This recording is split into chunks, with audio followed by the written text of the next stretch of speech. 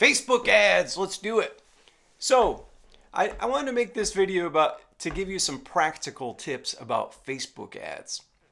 On my channel here on YouTube, I talk quite a bit about Facebook ads, the upsides, the downsides, the benefits, the costs, which musicians they're right for, which musicians they're not right for. And I'm going to be making more videos about that type of stuff because I have spent a lot of money in the last, 12 years doing Facebook ads. I first learned Facebook ads as soon as they came out in 2010. I did them for 5 years as a solo musician, just on the side, just learning casually, little ads here and there.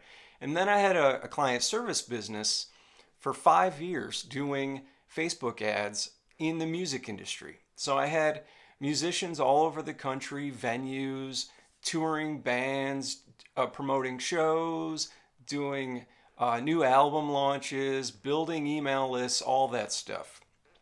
So I have a lot of experience in this Facebook ad kind of arena, and a pretty diverse set of campaigns that we've run throughout those 5 years with a lot of different goals. So I understand the cost per conversion and the link click cost and how it all kind of amounts to the profit margin, and we can get very nerdy on the business side. I don't really want to do that. Today I want to give you some practical, good advice when it comes to diversifying your Facebook ad goals. I know that one of the most popular thing amongst new musicians on the internet who are content creators and are writing and recording their own music from home, like the studio producer, right? That person has a lot of power at their hands to make great music in a small amount of time, or not necessarily time, but cost. It doesn't cost a lot to be able to make great albums from home.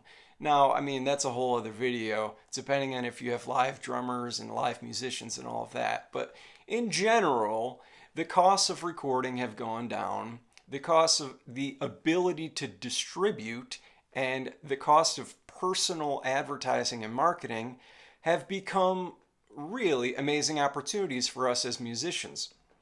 So diversifying your ad spend goals, I think, is really important because a lot of these independent producers are doing things that are very one goal oriented. Like the biggest culprit is sending global traffic to Spotify to boost your streams. Now that can be effective, and that's a whole strategy all in itself, but it's just one strategy amongst all the other music marketing goals that we have as musicians and need to accomplish to have stable, long-term music careers, right? Like, it's very important that even if we get a spike on Spotify and it comes back down, that we have stable growth and leverage over time with our music careers. We always want new people finding us, and we always want the perfect balance between local, regional, national, and global. Because if you have too much of any one of those things, it can start to feel lopsided and you lose that long-term stability as a working musician. So talking more about the global, that would be the Spotify campaigns where you're sending all this global traffic to get all this brand awareness and marketing to your Spotify page. That's great. But other portions of your budget need to be allocated to things like email marketing, so growing an email list, video consumption on Facebook nationally, so like reach campaigns or engagement campaigns to warm audiences. So if you have a Facebook page, you need to continually warm those audiences up with new content And those can be simple remarketing campaigns based on video views. So, like, anybody who has watched some of your videos 95% of the way through gets your new videos. And when you do that, the cost per conversion come down on those remarketed videos. So you've always got like this, I hate to use the word funnel, but you've always got at the top of the funnel your just people casually listening, and then all your remarketing on Facebook to your warm listeners, to warmer audiences, down to your email list, down to your customers, right? So that's usually the whole funnel.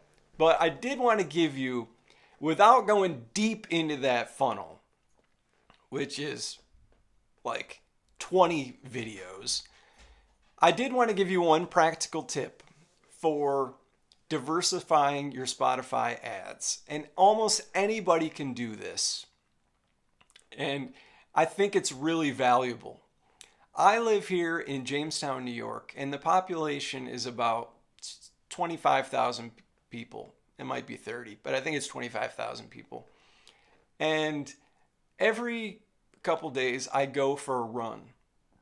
I've had to take up exercising. I'm probably a little older than you.